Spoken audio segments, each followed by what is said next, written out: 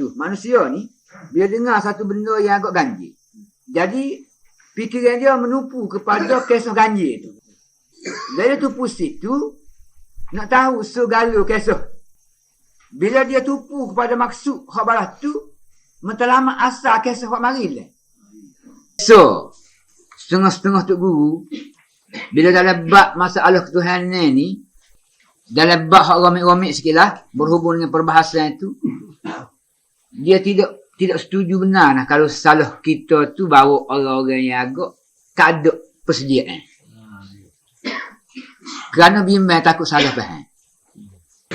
Jadi pakaian daun kayu hak dia duk pakai dah sedia tu, bila diliputi oleh suasana yang seumpama tu, habis cabut tu.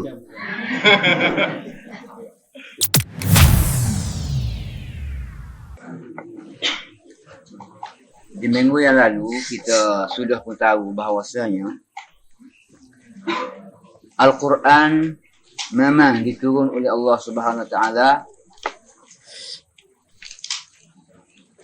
cocok ataupun sebaya selarah dengan akal fikiran manusia hak semula jadi hak fitrah. Tidak kecuali lah sama ada dia tu di kalangan orang yang tamadun ataupun orang jakung, orang ahli ilmu ataupun tidak ahli ilmu. Dalam semua peringkat manusia yang tidak cacat fitrahnya, semuanya boleh memahami Quran mengikut keupayaan masing-masing. Begitu juga dalam masalah makrifat Allah Subhanahu Wa Taala pun begitulah juga. Tinggal lagi di dalam menggambarkan makrifat tu, itu terpulang kepada keadaan, taraf, akal dan juga gambaran yang ada di dalam fikiran dia lah. Jadi dengan sebab itulah kalau kita tengok Rasulullah sallallahu alaihi wasallam sendiri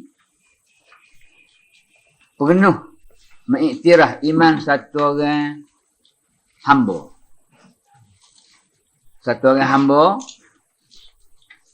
bila di interview oleh Nabi nak pastikan sejauh mana dia ni iman ada ke atau tidak dengan Allah.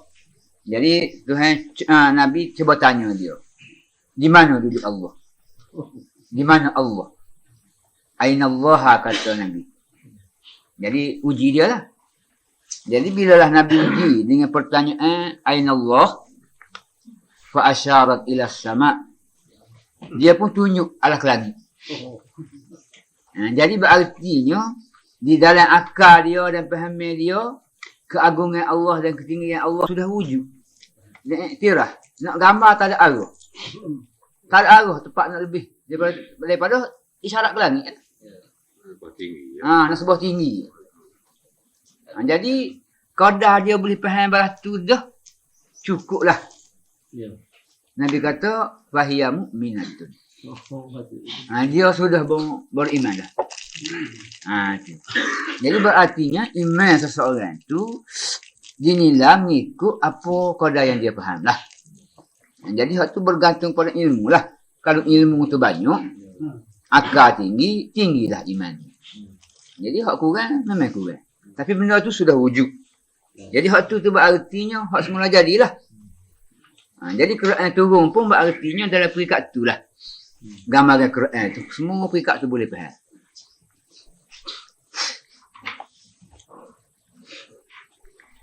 Hadrat Hujjatul Islam Syahrullah Dihlawi rahimahullahu ta'ala di dalam Fawzul Kabir telah menerangkan masalah ini dengan panjang lebar. Bagaimana maksud yang saya telah terjemuh di bawah ini. Jadi berhubung dengan masalah penurunan Quran itu adalah di atas fitrah manusia. Begini bunyi dalam Fawzul Kabir. Segialah diketahui bahawa tujuan diturunkan Al-Quran itu ialah untuk mentahzi dan mendidikkan akhlak umat manusia. Baik pun kaum Arab, kaum Ajam, golongan yang bertamadun dan golongan yang belum bertamadun. Dengan sebab itu mengikut kehendak hikmah ilahi dengan inayahnya telah menetapkan di dalam gaya tazkir, artinya mengingati Allah, manusia mengingati manusia kepada nikmat-nikmat Allah, tidak digunakan suatu perkataan atau perbandingan-perbandingan yang tak pernah diketahui oleh seluruh umat manusia. Dan tidak juga menghalusi, bahas dan menyelidik yang berlebih-lebihan. Jadi kalau kita tengok dalam Quran, pergilah betul-betul mana sekalipun, dalam Quran cuma dia beri gambaran yang setakat mana akal manusia boleh fikir je. Dia tidak menghalusi ke peringkat luar daripada akal. Sebabnya dalam peringkat tu berartinya semua manusia dapat mengikuti dan bolehlah masing-masing tu faham. Hatta dalam menerangkan sifat-sifat Allah pun atas kadar akal manusia tu juga. Sebab tu asas. Jadi berartilah asas Quran tu diturun untuk memperbaiki keadaan adat resan dan juga tamadun yang ada dalam umat tu lah. Jadi oleh kerana tamadun umat Arab pada masa Nabi lahir tu merupakan tamadun sederhana lah. Artinya tamadun tinggi pun tidak. Orang jakung pun tidak.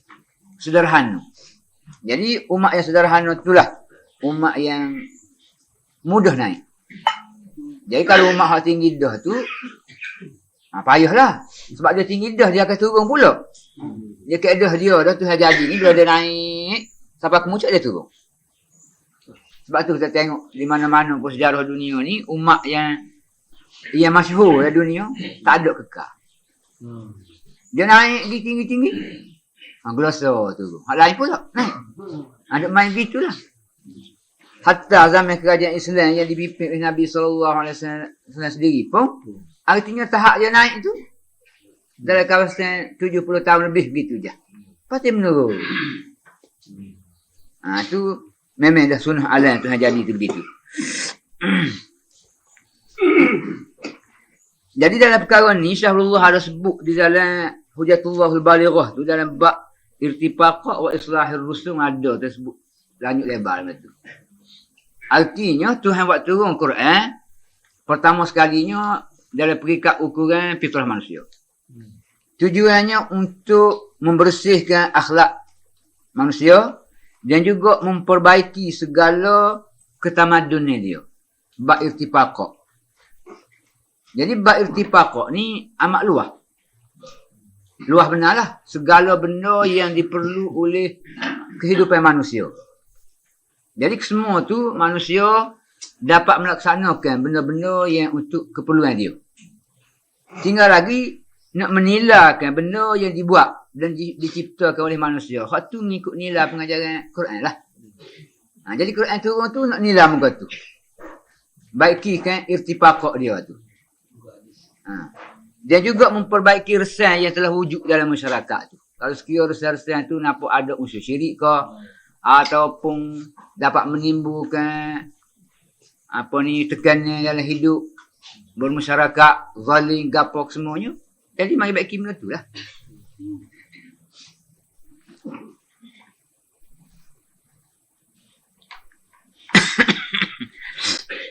Jadi kalau kita tengok kepada bab berhubung dengan masalah irtifaqah, mungkin seimbah lalu lah, kalau kita tidak renung, mungkin dia mau kata bagi orang-orang yang telah mempelajari ilmu-ilmu moden lah, ilmu-ilmu daripada barat ni, mungkin dia kata, ambil daripada puak-puak orang putih ke? Sebab benda tu dua serupa. Jadi jangan kita keliru makna bila dua serupa tu hak tu lah. Mana ambil sana. Kalau kita boleh kucing sini seekor, kalau jumpa sana kucing juga. Hak tu lah. Bukan berarti kita kucing ambil minum. Di sini pun Tuhan buat juga kucing. Tu satu perkara yang perlu kita ingatlah.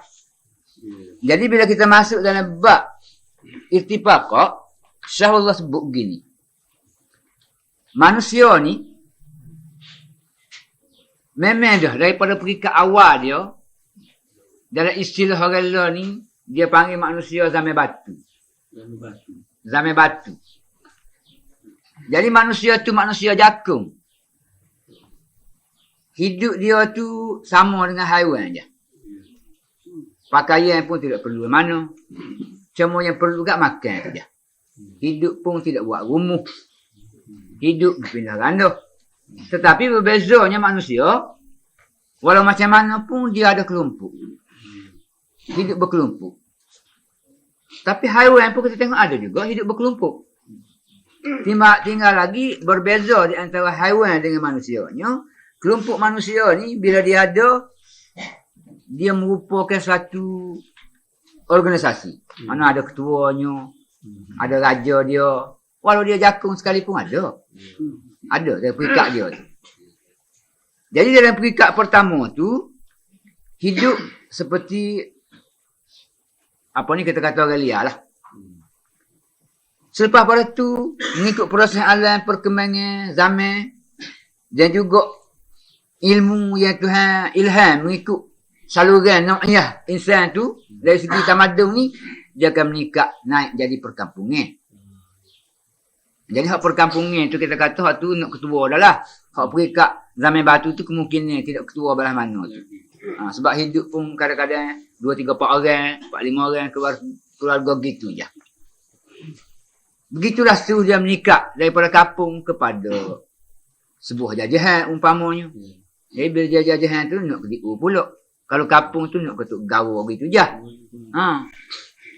Seterusnya dia berkembang hingga sampai ke perikat jadi sebuah negara. Itu nak kepada raja. Itu dari segi perkembangan irtifaqah dia panggil. Tamadun. Jadi cara Syarullah rakyat begitu tu, kalau kita tengok, di dalam ilmu barat pun, dia rakyat pun begitu juga. Dalam bab ni. Serupa je. Jadi berartinya, itu memanglah sunnah Allah Ta'ala jadi dalam hidup manusia. Dengan sebab tu, kalau kita tengok dalam Quran sendiri kan, Tuhan sebutkan sahadan mula, وَطَفِقَا يَخْصِفَانِ عَلَيْهِمَا مِنْ وَرَقِ الْجَنَّةِ. Perikat pertama tu tutup aurat dia. Tudung hak tu je. Pakai pun daun kayu je. Pakai daun kayu, tak ada orang lain.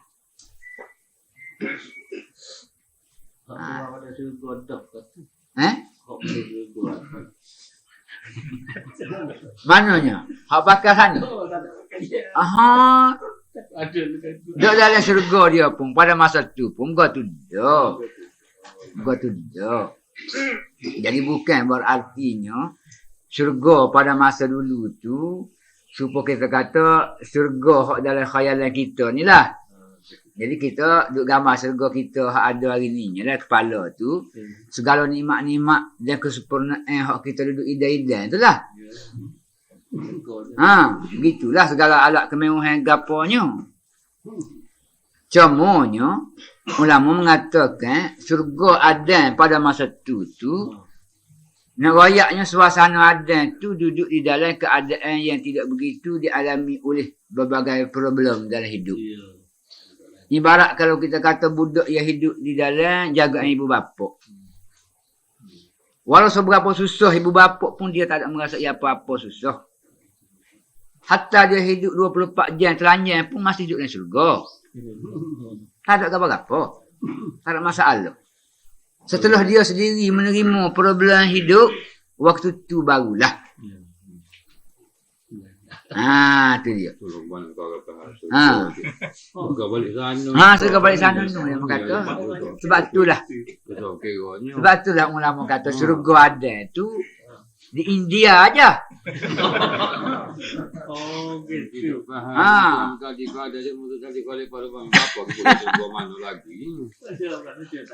Itu masalah. Maknanya benda tu kiasan. Kiasan. Hari ni duk keliru lagi tu. Saya tak boleh jelas lagi. Masalah tu ke? Duk keliru lagi. Ada nak aguan. Lama lagi duk keliru. Dia tidak cuba nak menghilangkan keliruan. Tu keliru lah pas bila pun. Dengan sebab tu makna kita perlu kepada banyak pengetahuan daripada orang bijak pandang. supaya dapat kita buat perbandingan perbandingan. Ha.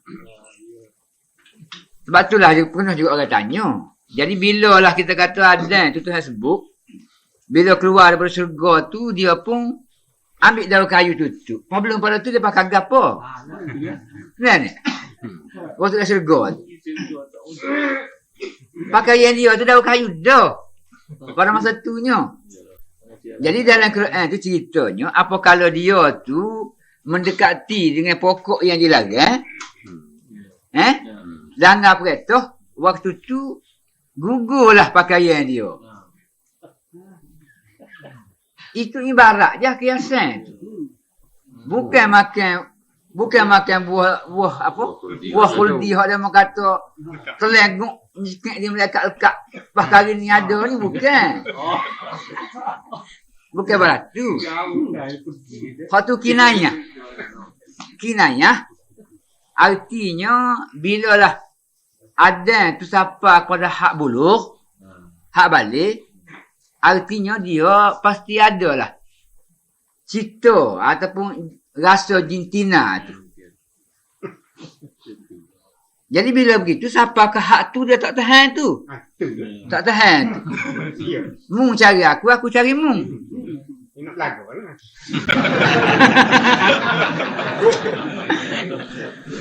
Jadi pakaian daun kayu hak dia duduk pakai dah sedia tu, bila diliputi oleh suasana yang seumpama tu, habis cabut tu. Ha. Setelah selesai tengok tak ada berlaku. Kau mula bergaluk cari hal lain tu dia pula. Itu mana wa tafiqa yakhsifani alaihim min warqil jannah. Tapi tak jumpa cari lagi tak tafsir tu. Tak jumpa tu, tak ada. Gegel lah makan dia. Luar lah tu, luar batas dia memang ada tu. Tapi fikirlah lanjut. Kalau ada sergol yang ada, kau pasal ada pokok kayu yang ditegah di berapa? Kan ada sergol, tak ada tu. Tak ada dah. Tegah kawan kan ni ada sergol kan ni.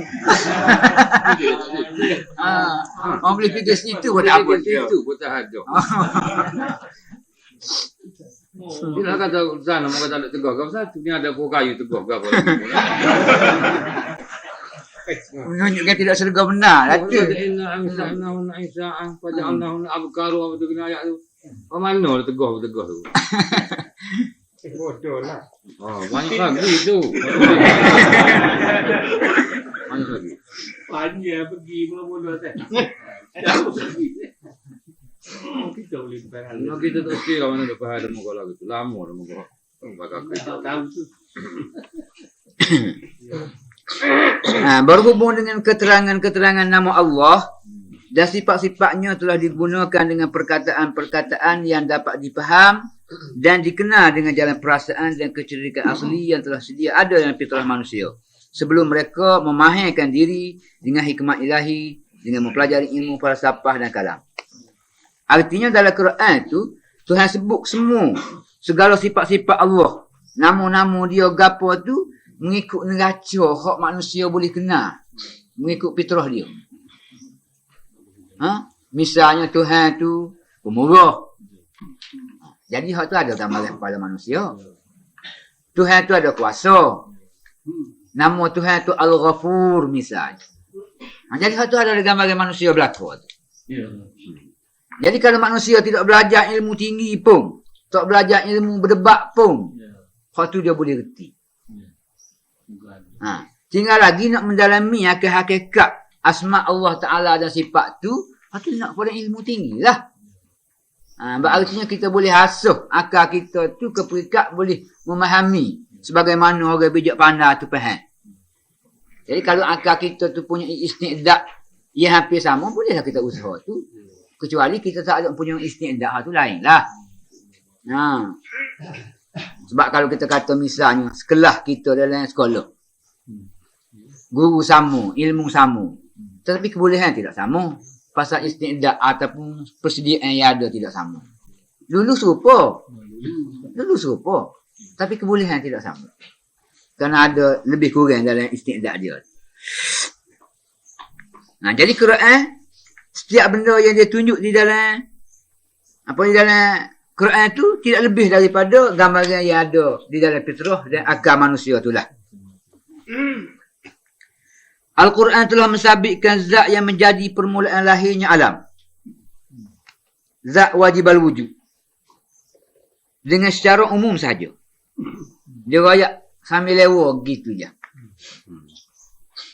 Inna Allaha faliqul habbi wan nawa misal.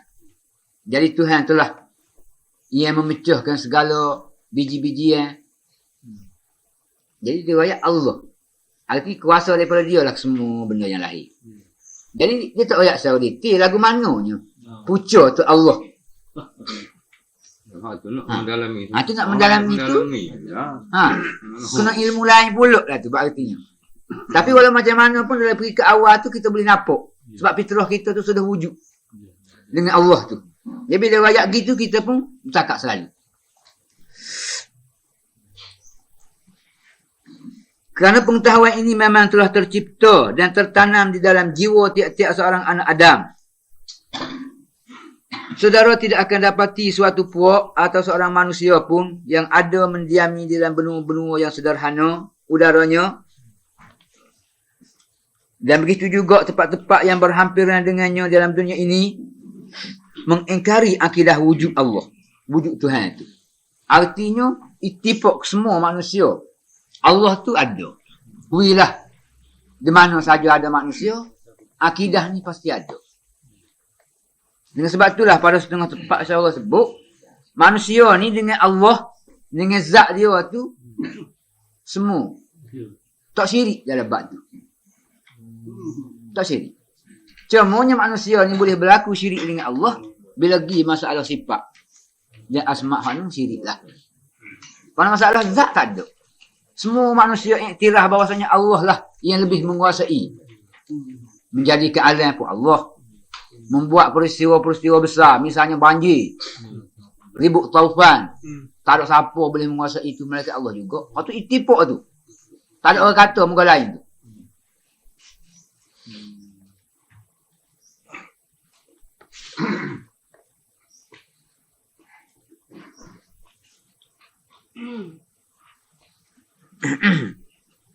Tetapi oleh kerana tidak mungkin bagi mereka nak menentukan sifat-sifat ilahi dengan cara mengetahui hakikatnya, dan apabila mereka tidak mengetahui dan makrifat dengan sifat-sifat ilahiyah ini, tidaklah mungkin pula mereka mencapai derajah makrifat dengan ketuhanan yang ditutupi itu. Jadi oleh kerana kita ni lemah nak mengenal hakikat segala sifat Allah tu, jadi dengan sebab itulah makrifat ketuhanan sendiri tu pun lagi susah lah. Manhaj tu lebih tinggi lagi taraf pemikiran dan juga ilmiahnya. Tetapi janganlah makna kita silap faham. Bila Allah tidak memberi penghuraian dengan secara lanjut lebar dan secara detail berhubung dengan segala sifat dia dan juga asma' dia, khususnya berhubung dengan zat dia. Artinya manusia tak boleh kerti lah. Ataupun tak boleh fikir lah. Tidak. Cuma diletak atas neraca umum manusia. Bagi orang yang berupaya, dia boleh mempelajari lebih daripada itu. Bukan maknanya semua sekadar tu belakang secara bukan. umum tu tidak. Tapi setakat tu artinya setakat ditaklif semua orang tu. Hak tu serupa. Hal lebih lagi tu dalam bab nak lebih menambah keyakinan itulah. Hak tu hak yang kedua lah. Sebab hal tu kita kata orang lain. Kita dengan Allah ni kadang-kadang bila kita fikir satu benda tak dapat, ada juga mari ragu-ragu. Ragu tu bukan ragu kerana tak yakin. Tapi kurang tenang. Misalnya berlaku kepada Ibrahim alaihissalam. Jadi pernah Ibrahim minta kepada Allah supaya dia nak tengok Allah. Jadi Tuhan tanya, mu tak percaya ke? Dah. Bukan, aku minta nak tengok bukan kerana aku tak percaya. Cumanya walakin liyatma'inna qalbi. Nak suruh puasa tenang, jangan duk gogak-gogak. Tu je. Nak lebih yakin lagi, lebih jelas lagi. Jadi sama juga qadar hak peringkat pertama Tuhan sebut dalam Quran tu boleh faham belaka. Tapi kadang-kadang mari tidak puas hati. Hak tak puas hati tu bolehlah kita cuba. Belajarlah, usaha carilah. Galilah. Tu dia.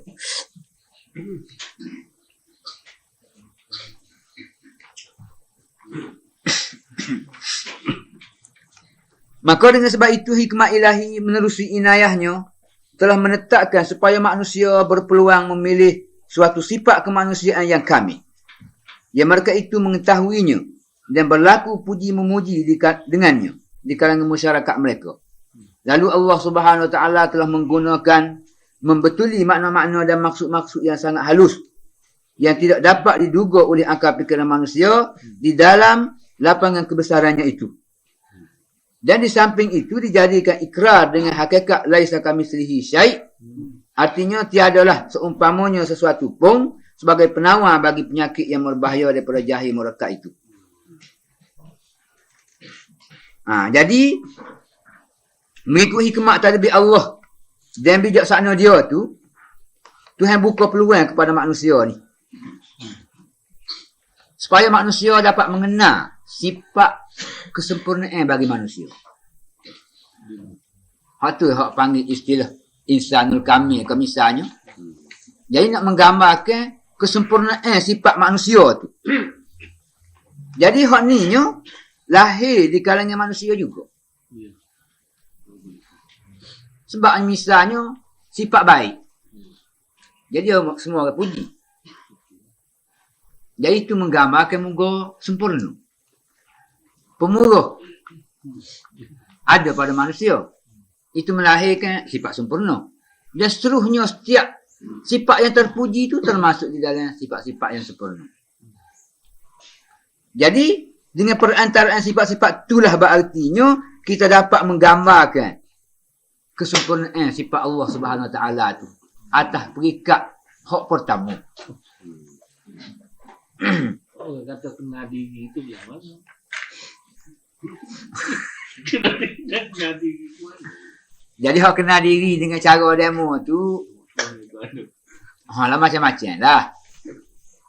Macam-macam cara lah cara mengenal diri tu.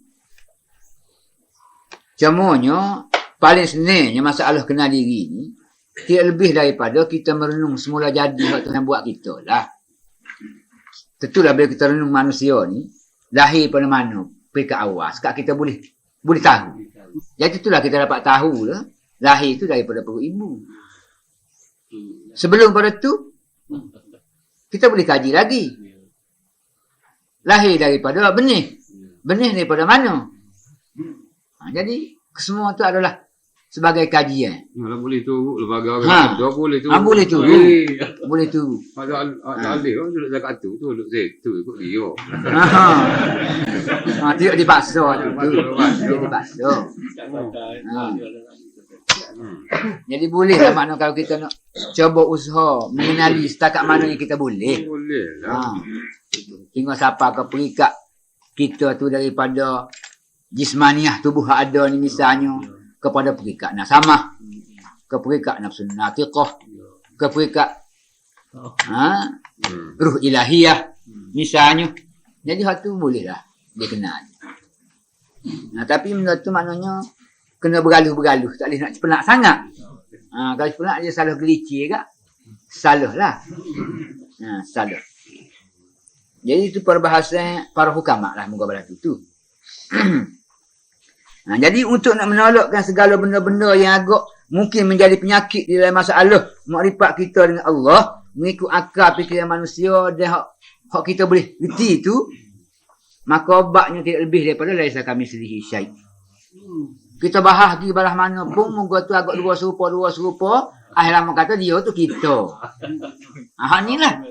Jadi bila tak ada akal kayu laisa kamitslihi syai', Allah tu kita juga dah. Berarti tak ada penawar. Tak ada penawar. Inilah masalahnya yang timbul. Masalah balas ni kan timbul ni daripada saluran makrifat Allah tu mengikut jalan wahdatul wujud. Sebab itulah dibimbang sangat berartinya orang yang mempelajari mengenal Allah mengikut jalan wahdatul wujud tu ke arah kegelinciran dalam masalah tu lah. Jadi kalau tidak cukup isti'dak, persediaan untuk situ. Dia gelecok. Kalau cukup tak ada apa satu. Sebab benda tulur je. Cuma jalan ni bahaya. Jalan ni kurang bahaya. Itu saja bezanya.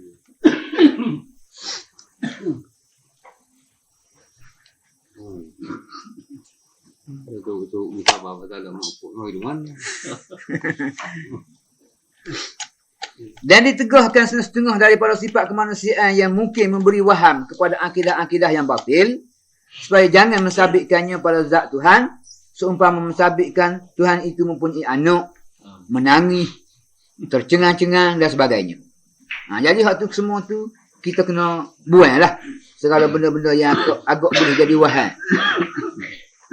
Jadi kalau kita tu maknanya duka cita, jadi kita nak buh Allah pun ada duka cita. Tak boleh tu. Jadi segala benda-benda yang agak menggambarkan kekurangan bagi zat Allah Subhanahu Wa Taala, hak tu kita kena singkir buang tu. Tak ada berlaku tu. Tetapi walau macam mana pun kalau benda tu menggambarkan keagungan dan kelebihan dia, silakanlah, tak apa-apa. Tak apa-apa. Artinya sesuai dengan zatnya. Tu dia. Pendeknya, apabila saudara-saudara halusi penyelidikan dalam hal ini, nescaya saudara akan dapati bahawa kesemua hal ini berjalan di dalam saluran pengetahuan kemanusiaan asli yang belum bercampur aduk dengan pengetahuan-pengetahuan yang didapati dengan secara usaha dan belajar. Jadi kita renung molek gak, benda ni benda semula jadi dengan manusia lah. Tinggal lagi kita belajar tu untuk menyubur ke ada tu je. Kita pergi belajar, kita mengkaji dan juga kita berusaha. Jadi semua tu adalah untuk nak menambah apa yang telah ada dalam hak sedia tu je. Dengan sebab itulah agama tu dikatakan fitrah. Kita belajar tu untuk lebih jelas ke yang ada dalam fitrah tu je. Tu dia. Ibarat kalau kita kata agak batu permata tu memang dia sudah pun bercahaya. Tetapi kalau tidak digilak, cahaya tidak keluar. Hidup kelabu dalam batu. Setelah kita gilak, cahaya keluar.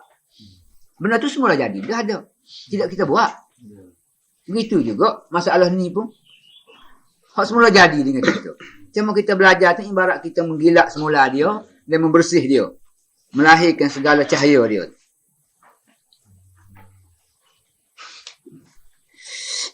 Dan seperti demikian itu juga, apabila saudara halusi membezakan sifat-sifat yang mungkin disabitkan kepada Tuhan yang tidak berlaku terhadapnya, suatu kecacatan daripada sifat-sifat yang dilahir oleh perasaan waham yang batil, nescaya saudara akan ketahui bahawa tak dapat tiada suatu perkara yang sangat halus tidaklah mungkin dipahami oleh golongan orang kebanyakan sama sekali.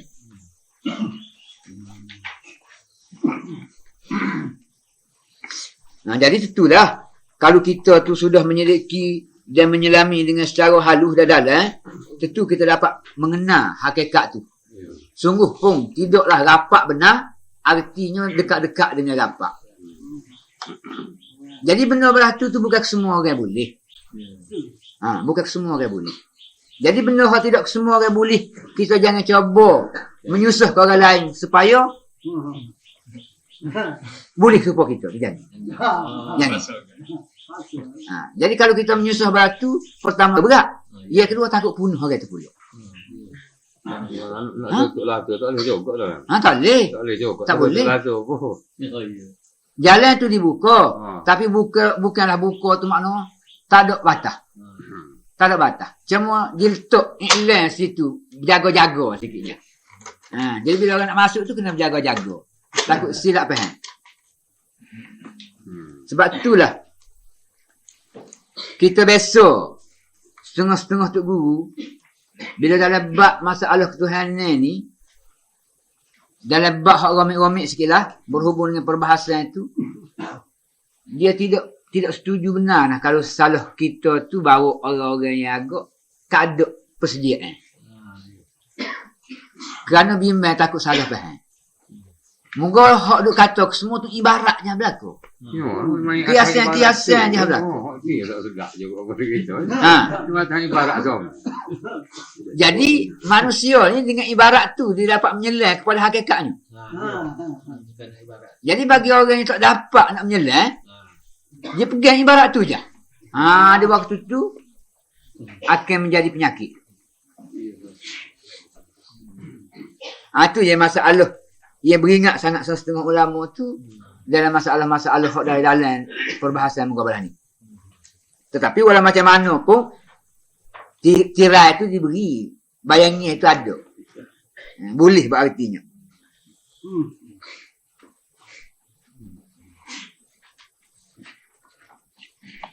Oleh itu, mana-mana pengetahuan yang berkaitan dengan hakikat-hakikat ruhaniah dan juga sifat-sifat ilahiyah itu terpaksa diambil dari ajaran Nabi Muhammad SAW saja. Artinya tauqifi dia panggil. Dan sekali-kali tidak dibenar kepada mereka memberi pendapat-pendapat mengikut yang mereka ingini. Jadi hak ni dia ada ketak sikit peraturan ni. Makna kita nak buat satu perkara, nak hura berhubung dengan masalah ruhaniah ni, kita kena bergantunglah dari keterangan Nabi SAW. Dengan sebab itulah Nabi ni perlu bagi manusia. Perlu. Bukanlah kata Nabi ni hanya perlu bagi orang-orang bodoh, tidak. Hatta bagi golongan cerdik pandai pun perlu pada Nabi. Sebab seberapa cerdik orang yang cerdik, di dalam ilmu ghaib ni adalah Nabi lebih mengatasi. Golongan mufaham tu lebih mengatasi. Sama ada dia tu peringkat Nabi atau peringkat Hakim atau peringkat mana pun dia golongan mufaham. Orang tu lebih makrifat dalam bab ni.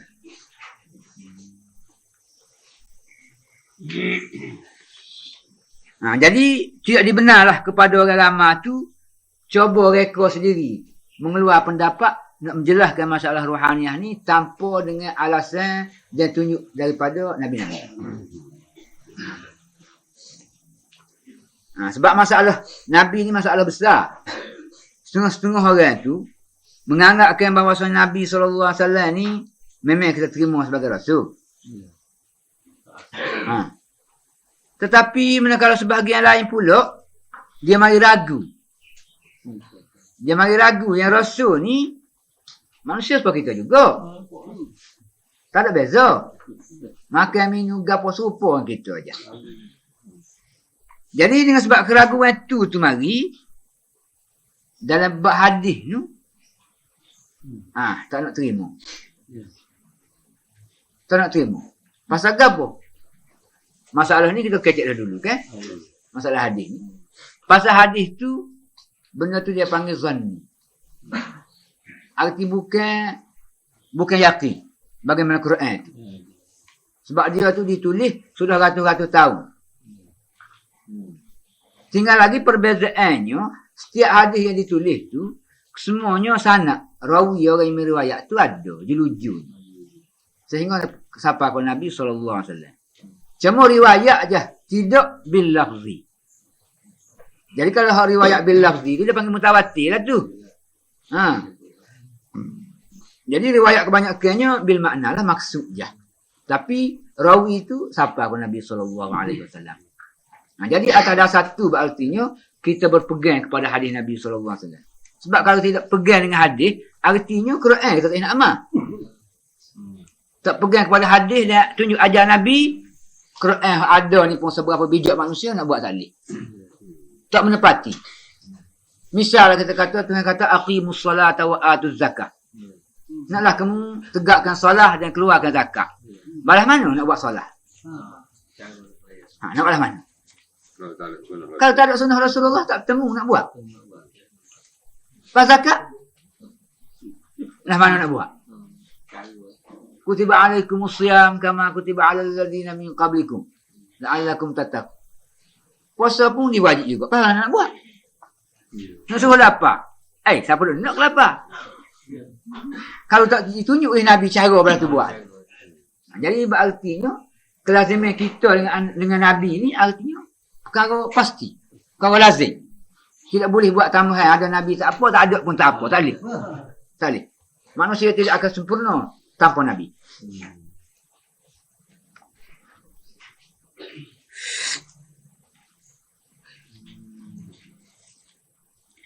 Allah Subhanahu Wa Taala telah memilih keterangan-keterangan yang bersabit dengan nikmat-nikmat dan ketandaan-ketandaan kudratnya mengikut cara yang sangat mudah. Sama oleh sekalian umat sama ada yang bertamadun ataupun yang belum bertamadun. Dari kaum Arab dan Ajam. Dengan sebab itu Allah Subhanahu Wa Taala sekali-kali tidak menyebut nikmat-nikmat ruhaniyah yang khusus bagi awliya dan ulama. Dalam Quran tu sebut muka lagu tu. Dan sekali-kali tidak menceritakan nikmat-nikmat tamadun yang khusus bagi raja-raja dan hartawan. Tak payah juga. Tetapi Allah Subhanahu Wa Taala telah menyebut sesuatu yang sedia disebutnya. Dia berartinya Tuhan sebut tu benda yang penting. Yang perlu disebut. Kalau tidak, dia tak setuju. Seumpama menciptakan langit dan bumi. Tuhan sebutlah. Hatu asah. Menurunkan air hujan dari awan. Mengeluarkan air dari perut bumi. Mengeluarkan berbagai buah-buahan, biji-bijian, bunga-bungaan. Dengan perantaraan air yang tersebut. Mengilhamkan mereka dengan pertukangan. Yang perlu bagi hidup. Dan berkuasa membuatnya. Hal tu banyaklah Tuhan sebut. Tapi kaifiat dan cara Tuhan tidak banyak. Seperti demikian itu juga Allah Subhanahu Wa Taala telah menetapkan di dalam beberapa tempat dalam Al-Quran sebagai memberi ingatan berhubung dengan hal-hal manusia pada ketika ditimpa oleh bala dan maksiat. Dan terbuka dari kesempitan itu sebagaimana yang banyak berlaku hasil dari penyakit dalam jiwa mereka. Jadi waktu tu yang sebut dalam Quran banyak tu. Manusia ni tentulah bila kena bala lain perasaan dia. Bila dia kena buat satu maksiat penderhakaan. Jadi apa ni? Dapat pembalasan segera. Dia boleh jadi sedar. Daripada susah misalnya. Hilang kesusahan tu dia berasa lega. Jadi hak tu semua tu cara berlaku tu banyak tu yang sebut dalam Quran tu. Allah Subhanahu Wa Taala juga telah memilih perkara-perkara yang berhubung dengan cara mengingati hari balasan Allah. Dia panggil tadhkir bi ayyamillah. Iaitu kejadian yang berlaku seperti mengurniakan nikmat kepada mereka yang taat, menyeksakan mereka-mereka yang derhaka dengan perkataan-perkataan yang menikah hati jantung mereka. Itu banyak. Fadhkuru ala Allah misalnya. Jadi suruh kita ingat segala nikmat-nikmat pemberian Tuhan kepada kita. Jadi dalam hidup kita tu nikmat ada. Orang yang kena bala pun cuba kita tengok kepada orang yang ditipu bala. Jadi semua tu untuk kita dapat memikir. Jadi kalau tu Tuhan sebut. Artinya walau macam mana sekalipun lingkungan yang dibawa oleh Quran kepada manusia tu di sekitar fikiran manusia lah. Hak fitrah manusia semula jadi tu. Allah Subhanahu Wa Taala telah menyebut untuk mereka dengan cara umum iaitu kisah kaum Nuh, kisah kaum Ad, kisah Samud. Kisah ini telah pun termaklum di sisi kaum Arab pada masa itu. Yang mereka telah mempersakai dan mendengar kisah-kisah ini dari satu lapisan kepada satu lapisan. Dan kisah Nabi Ibrahim dan Anbiya-Anbiya Bani Israel alaihimussalam. Dan kisah-kisah ini juga pernah menjadi suatu kebiasaan dalam pendengaran mereka. Oleh kerana mereka telah bercampur gaul dengan kaum Yahudi di dalam beberapa abad yang lampau. Jadi hak banyak dalam Quran kalau tengok tak, cerita-cerita ni berhubung dengan kaum Samud, Saleh. Lepas tu Nabi-Nabi Bani Israel. Jadi sebut cerita tu macam-macam lah. Hak azab Allah turun. Misal kepada kaum turun kepada kaum Lut misalnya. Jadi semua tu cerita yang berlaku di sekitar kawasan tanah Arab je. Tuhan tidak bawa cerita jauh-jauh. Sebab dari pergi ke awal Tuhan waktu turun tu untuk masyarakat Arab. Jadi beritanya orang Arab tahu berlaku. Jadi ambil cerita ni lah sebagai bukti dan dalil bahawasanya azab Allah akan tipu. Dan kalau sekiranya umat Quraisy di mana sama waktu juga, maka tidaklah mustahil mana Allah akan azab pula. Jadi perbandingan seumpama tu banyaklah disebut dalam Quran tu. Dia tahu ya hak berlaku di sebelah-sebelah timur yang tidak diketahui oleh mereka. Termasuklah kisah balasan Allah yang berlaku di antara kaum Parsi, kaum Hindu. Hak ni tidak disebut ni. Telah menerangkan ini termasuklah dalam bahagian yang tidak dinyatakan kisahnya oleh Allah. Hak tu Tuhan sebut. minhum man qasasna alaik wa minhum man lam naqsus alaik. Jadi hak perkara yang berlaku ganjil-ganjil dia teruk-teruk lagi lebih daripada hak berlaku di sekitar kawasan Arab tu kan. Tapi Tuhan tidak sebut dalam Quran. Sebab hal tu tidak begitu memberi kesan ke hati masyarakat Arab pada masa itu. Dengan sebab itulah berartinya cara Tuhan turun tu mengikut keperluan. Sebab tu cara turun ayat tu dia tidak turun straight begitu. Di dalam Fathul Kabir tu saya sebut, jadi Quran ni diturun bila keperluan. Misalnya bila adalah maksiat bermah raja lela dalam masyarakat, turun ayat melarangkan melakukan perkara maksiat tu. Bila ada penindasan, dia juga makan riba dalam masyarakat, baru turun ayat riba. Bila ada akidah syirik dalam masyarakat tu, turun ayat syirik. Jadi kalau hak tak ada, jadi turun tu pula mengikut keperluan hak mana perlu dulu. Adapun hikmah Allah Subhanahu Wa Taala telah memilih jalan yang demikian oleh kerana orang kebanyakan apabila mendengar saja kisah-kisah yang ganjil ataupun menyelidiki hakikat-hakikat itu dengan halus dan menyebutkan keistimewaan di dalam kisah itu, mereka itu terus akan tercenderung kepada kisah itu saja. Maka terluputlah mereka dengan semangat mengingati yang menjadi tujuan asli bagi mendatangkan kisah-kisah yang tersebut itu. Itu galik tu. Galik dah tu. Manusia ni, bila dengar satu benda yang agak ganjil, jadi fikiran dia menupu kepada kisah ganjil tu. Dia tu pusing tu, nak tahu segala kisah. Bila dia tupu kepada maksud hak balas tu, mentelamak asal kisah hak mari lah. Terlupa. Bandingannya seumpama perkataan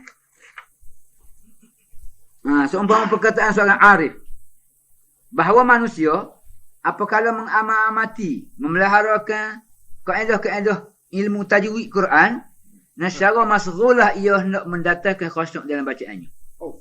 Ini dia dalam Fathul Kabir pun ada sebut ni. Jadi satu di antara perkara yang menghilangkan khusyuk tadabbur kepada Quran ni, kita sibuk dengan duduk perhatikan ilmu tajwid. Jadi Quran tu diturun supaya kita tadabbur, perhati, renung dan memahami maksud dia. Tiba-tiba kita baca Quran tu duduk renung kepada tajwid. Sebut ha, sebut ain, sebut fa. Duduk baca tu 3-4 kali sebut tak selesai lagi. Jadi bila ada cara kau tu, hak maksud ayat tu right tak ada kata. Jadi begitu juga bila mari kisah-kisah dalam Quran, satu cerita misalnya. Mari cerita Fir'aun dengan Musa. Jadi kita duduk tupu dengan cerita tu. Jadi bila duduk perhati dengan cerita tu, mentelamak cerita asal tu hak mari tu tak habis. Tak tahu apa tujuan. Jadi berartinya hilanglah tujuan asli yang diturunkan oleh Quran berhubung dengan cerita tu. Padahal cerita tu mari untuk kita tadabbur, untuk kita perhati. Ini akibatnya hak berlaku pada Fir'aun. Artinya dalam tadbir Allah, bilalah kerana Allah nak menggugurkan satu kerajaan misalnya. Jadi orang yang berkenaan tak nak elok dah. Tipu daya Allah Subhanahu Wa Taala tu licin, halus. Dia sendiri tidak sedar. Padahalnya Fir'aun tu sudah pun tengok di dalam kitab nujung dia. Ada budak yang akan lahir bakal mengguli kerajaan dia. Jelas bagi dia. Dengan sebab tu dia cuba ambil tindakan menghapuskan semua tu.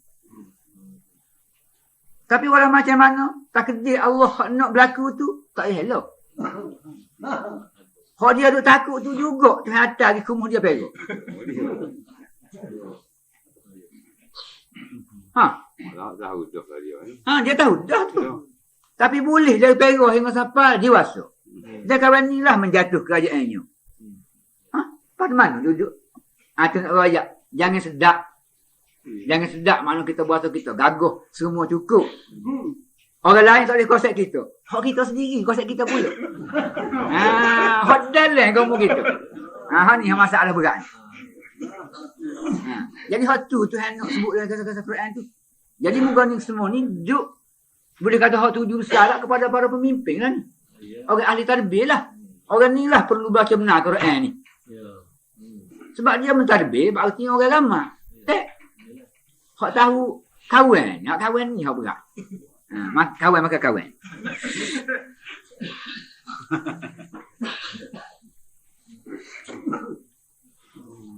Ulama-ulama tafsir Al-Quran tetap kalau membawa jalan tafsir mereka ke haluan yang jauh daripada asas syariat, maka jadilah ilmu tafsir itu seolah-olah beransur-ansur kurang dan terus hilang sama sekali.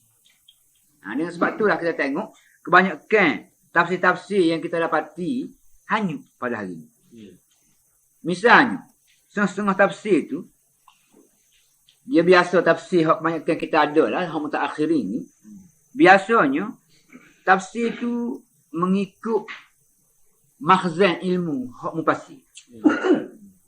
Artinya, gedung ilmu yang ada di dalam pemikiran ahli tafsir tu, bila dia baca Quran, dia ambil ilmu tu lah mentafsirkan Quran tu. Tu dia. Misal kita kata, bila Tuhan kata, wa anzalna minas sama'i ma'a fa akhraja bihi minas samarati rizqan lakum. Umpama. Tuhan buat turun air daripada langit. Jadi dengan air itulah Tuhan buat tumbuh pokok-pokok, lahirkan macam-macam buah-buahan untuk rezeki untuk kamu. Quran ayat gitu je. Dia hura di atas maksud ayat tu. Dia hura mana? Air turun daripada langit. Yang mana air itu sudah mengandungi oksigen lah, gapo lah, semuanya. Lepas tu pula berhubung dengan benih-benih pokok pula. Dia hura masalah pokok. Hubungan antara air hujan tu pula dengan pokok. Jadi tu hura ilmu pertanian lah makna situnya. Jadi seolah-olah orang dengar, rupanya ayat ni nak rakyat ilmu pertanian. Jadi begitulah. Sebab dia hura begitu. Jadi hak maksud Tuhan ayat awal tu tak ada. Lenyap. Walau Tuhan nak ayatnya sebagai bukti yang makna manusia ni Tuhan boleh hidup balik di satu masa. Sebagaimana pokok yang ada tu. Daripada tak ada, Tuhan turun air, pokok ada. Bila ada tu, tumbuhlah. Biok pokok. Tapi dia akan mati pokok ni. Jadi mati pokok ni, dia masih kekal juga benih dia. Masih kekal. Begitu juga keadaan manusia pun begitu juga. Nak perbandingnya kehidupan manusia. Jadi kisah-kisah yang tersebut dalam Al-Quran secara berulang-ulang pula. Jadilah Quran ni banyak kisah-kisah waktu dulu. Dia buat mari secebih. Sini. Ayat dari surah ni pula secebih. Dari surah ni pula secebih. Waktu dulu.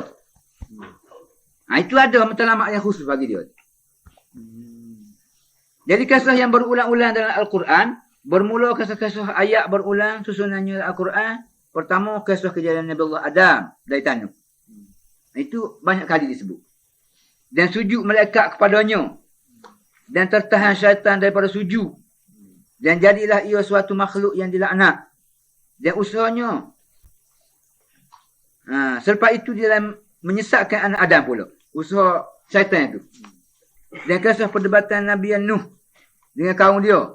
Nabi Hud, Saleh, Ibrahim, Lut dan Syuaib alaihissalam. Dengan kaum-kaum mereka. Ada sebut belakang ni. Jadi hak ni beracak kali dia sebut. Tapi tidak panjang. Di dalam perkara tauhid.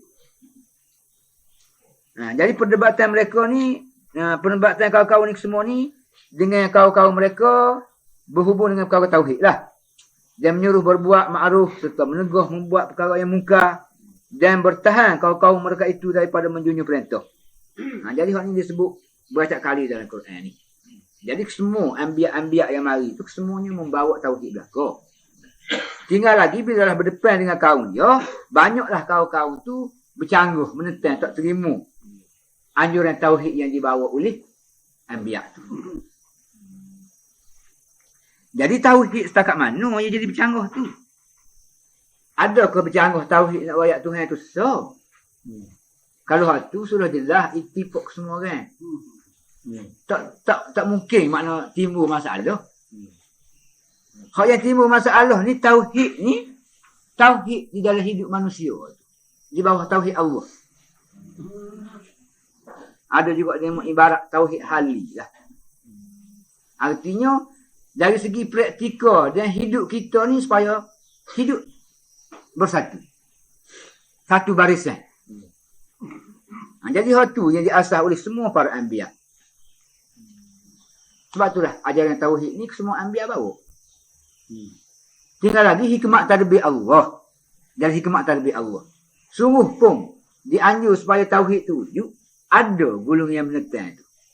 Itu ikut selalu hikmat tadbir dia juga. Untuk menguat ke golongan tauhid tu kena ada golongan yang menentang. Jadi bila Tuhan jadikan Adam, misalnya dia jadi Iblis. Golongan menentang ada. Itu hikmat tadbir dia lah. Jadi yang mereka tu tak terima seruan anbiya ke jalan tauhid tu kerana syubhat-syubhat dan kesamaran-kesamaran yang kecil-kecil serta menyebut jawapan anbiya dan dibalakan kaum-kaum mereka itu dengan balasan seksa ilahi dan lahir pertolongannya Allah SWT kepada nabi-nabi dan pengikut-pengikut mereka. Jadi dalam peringkat awal itu begitu je lah. Bila kaum-kaum tu menentang tak, maka Tuhan balalah. Pada masa tu orang yang tidak ramah, misal Nuh nak umpama. Jadi Nuh tu orang yang mengikut Nuh nak berapa orang saja. Hingga sampai Tuhan kata la yu'minu laka illa man qad aman. Tidak siapa dah akan beriman kepadamu ni Nuh. Malaikat beberapa orang yang mu tengok tu jelah hak beriman tu. Sungguh pun begitu, daya usahamu bekerja sebagai risalah, menjalankan risalah tu jangan berhenti. Fala tabta'is bima kanu ya'malun. Usahamu tu jangan putus asa, jalan jelah. Tapi dah sudah perikat orang yang menentang tu tinggi sangat. Yang mana mengikut inayah Allah tak layak dah. Mana orang tu dikekalkan. Maka Tuhan mengadakan satu tadbir lain. Tuhan ada tadbir lain untuk mengatasi masalah tu, nak menyelamatkan Nabi dia tu. Tuhan timbulkan satu peristiwa baru dengan satu bala. Dengan berlakunya tufan. Berlaku apa ni? Banjir besar. Jadi banjir besar tu akibat dari kerana kaum tu terlalu degil sangat. Nak perang, tak ada rakyat nak perang guano. Dapat 2-3 ekor nak lawan orang ramai, tak ada boleh. Jadi dengan cara berlaku muamalah dengan anbiya pada masa tu. Jadi berlaku tufan tu ataupun banjir tu kepada kaum Nuh situ je. Tidak sebagaimana kata setengah ulama tafsir karya dunia. Tak meninggal atas muka bumi ni. La tazal alal ardi minal qaum apa? Dayyara tu kan? Jadi Tuhan kata tidak akan tinggal atas muka bumi itu satu pun kampung. Arti puak-puak dia tu je. Kaum Nuh tu je. Bukan semua kaum ada atas muka bumi. Amba terdapat dalam tafsir Alusi menyebut masalah ni. Dia kata peristiwa banjir besar yang berlaku kepada kaum Nuh adalah berlaku tu bagi kaum Nuh. Tidak semua dunia. Dia tafsir Alusi. Sebabnya catatan sejarah tu kaum Cina tu di benua tu telah pun catat sejarah berlakunya karya Nuh tu. Berartinya Cina tamadun lama benar. Zaman Nuh tu tamadun dah pandai menulis dah dia. Di dalam tafsir Alusi. Jadi setengah-setengah ahli tafsir dia memandang bahawasanya hak sebut dalam Quran tu umum gitu. Dia gambar habis dunia lah. Sebab tu dia kata semua tu tak ada lah bakar dari 3-4 orang dalam perahu Nuh tu. Ada hari ni. Jadi kalau sebenarlah bakar 2-3 orang dalam perahu Nuh tu je, taklah timbul manusia macam ada hari ni. Kaumnya banyak, bahasanya banyak, rupa pun banyak. Kalau kita tengok misal lah, kalau orang Hindu umpama, rupa dia tu sebaya belaka. Pasal apa? Dia kahwin puak dia saja. Tak bercampur dengan orang lain.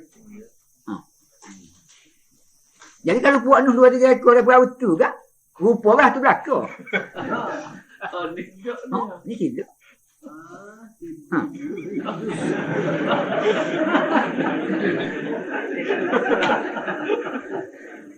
Biasa tak dengar ada orang kata habis tu ni. Kalau di bakot tu. Dan kisah Nabi Musa dengan Fir'aun dan kaumnya. Dan juga serta pengkhianatan dari Bani Israel. Dan takabur golongan ini kepada Nabi Allah Musa AS. Ini pun acak kali sebut Al-Quran. Dan pendirian Allah Subhanahu Wa Taala di dalam menyeksakan kaum-kaum yang celaka dan lahir kemenangan nabinya daripada suatu masa ke suatu masa. Dan kisah khilafah Nabi Daud AS, juga Nabi Sulaiman, dan ketandaan kelebihan kedua-dua beliau, dan juga keramat-keramat yang dikurniakan oleh Allah Subhanahu Wa Taala kepadanya, kepada Nabi Sulaiman, Nabi Daud tu. Dan kisah kesusahan yang ditimpa kepada Nabi Ayub dan Nabi Yunus alaihissalam. Tu sebut acak kali dalam Al-Quran tu. Dan lahir rahmat Allah Subhanahu Wa Taala untuk kedua-duanya. Dan mustajab Allah Subhanahu Wa Taala akan doa Nabi Zakaria dan kisah Nabi Isa alaihissalam yang ajaib, seperti lahirnya tanpa bapa dan berkata-kata pada masa kanak-kanak kecil, dan lahir beberapa mukjizat daripadanya. Kesemua kisah-kisah ini disebut dalam Al-Quran dengan gaya yang berlainan, ijmal dan tafsir, mengikut kehendak dan uslub surah itulah. Jadi walau macam mana pun Tuhan sebut dengan secara data gitu je, tidak detail. Misal Tuhan sebut izbahu baqarah, sembelih lembu, secara gitu je. Itu apa? Ya tu lagu mana? Patut tak ulama gagak lah. Gagak tu orang mari belakang masuk dalam itu. Buh dah tafsir. Kita pun perjalanan. Dengan sebab itulah Syahrullah, satu di antara cara untuk kita memahami Quran itu supaya tulis, lekat pada aslinya. Jangan kita cepat mengambil segala kitab-kitab tafsir dan huraian-huraian ulama tu kepada ayat. Kita baca ayat tu terus dengan terjemahannya. Kita fahamlah seberapa yang kita daya boleh faham. Sekat tu. Jangan belarak ni. Lepas tu untuk nak menambah maklumat, barulah kita boleh tengok pada tafsir. Tetapi pastilah kita bergantung kepada keterangan hadis. Hak tu yang pertama sekali. Jangan belarak lagi kepada hak keterangan ulama tafsir. Hak tu. Hadis dulu. Jadi hadis tu dalam abu-abu tafsir yang Bukhari, kitab abu-abu tafsir dalam Bukhari. Jadi hak itulah tempat iktimak ulama tafsirnya dalam bab tafsir Quran. Dan kisah yang tersebut dalam Quran sekali atau dua kali saja berulang-ulang. Ada lagi tu. Jadi hak tadi hak kisah acak kali. Ini kisah ada sekali dua kali gitu je. Merasa cukuplah sekat tu dulu kita